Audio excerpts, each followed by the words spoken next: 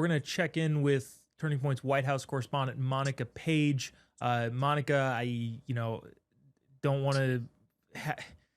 I recognize how you're feeling. I don't want to, ask and say what we already all know.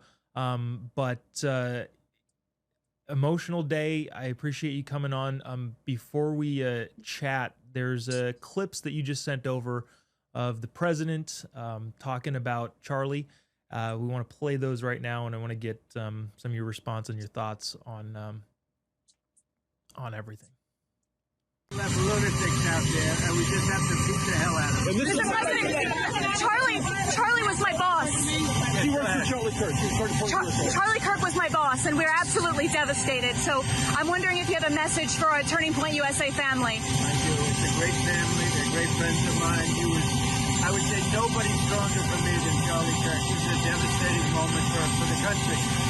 And as you know, I'm giving him the Presidential Medal of Freedom, which is the biggest award outside of the Congressional Medal of Honor. That's the civilian version of the Congressional Medal of Honor, and he deserves it. I'll look forward to it. I'll be going to his. Do you have a favorite moment? Do you have a favorite moment? The overall person, the persona of Charlie Kirk. I mean, he was unbelievable, especially with you. Now, he was a young guy, but older than the people he was even catering to. I've never seen anybody have such an impact on young people. What was going through your mind today delivering the speech to the Pentagon? What was going through your mind? I felt so sad. Charlie was on my mind, even though the speech was initially about Charlie, and then we went on to September 11th.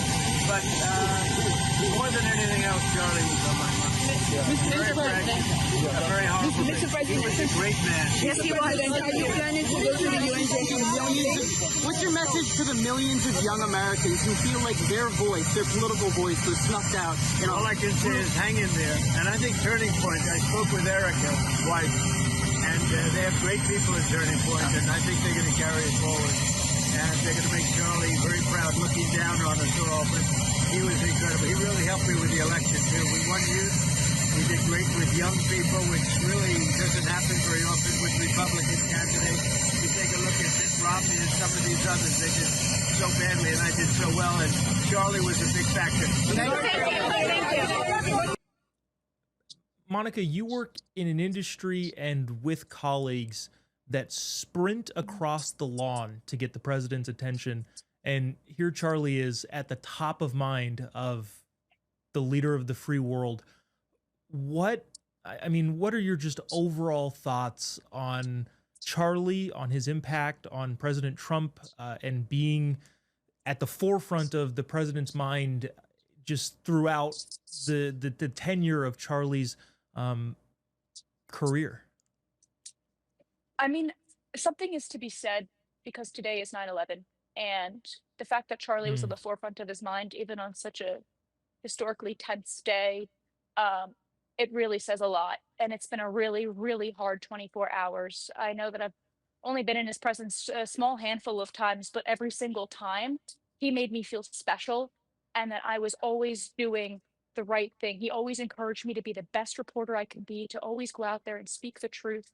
I wasn't going to come today to the departure because I just wasn't feeling well enough to do it. But something in my heart told me I had to be there. I had to see the president. I had to speak to him. I had to know what he was thinking. It makes me feel really hopeful that he did speak to Erica on the phone.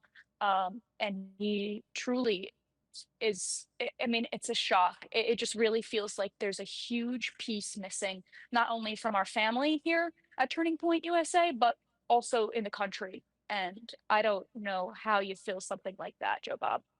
Yeah, to echo your thoughts, there's a lot of people that, spent, just a handful amount of time with him, but every single person that did would be shocked that he remembered my name.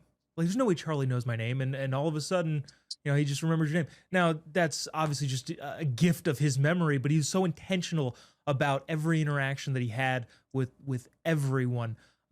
Monica, I hope the answer to this is what I hope it to be, but is it safe to assume that everybody there, even the press corps that, ideologically doesn't fall on the same side of things, is mourning this loss and advocating as hard as they can against any sort of political violence?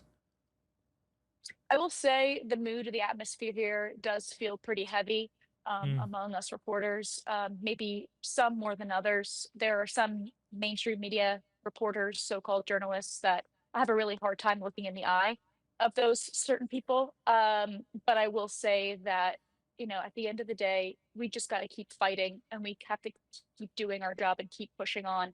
And I know that's what Charlie would have wanted for all of us, just to just keep doing that and don't let this sway us or stop us from doing the Lord's work, from carrying out his mission. So we're just going to take it day by day. But I will say that it is pretty heavy here, despite how certain people felt about him. The mood is heavy. This is a significant icon in our political world. yeah, it's unbelievable. It's shocking. I guess I'll open up last to you, and don't feel the need to talk more than you want to, but just any thoughts, any final thoughts that you didn't touch on, didn't get to, that you'd like to get out there.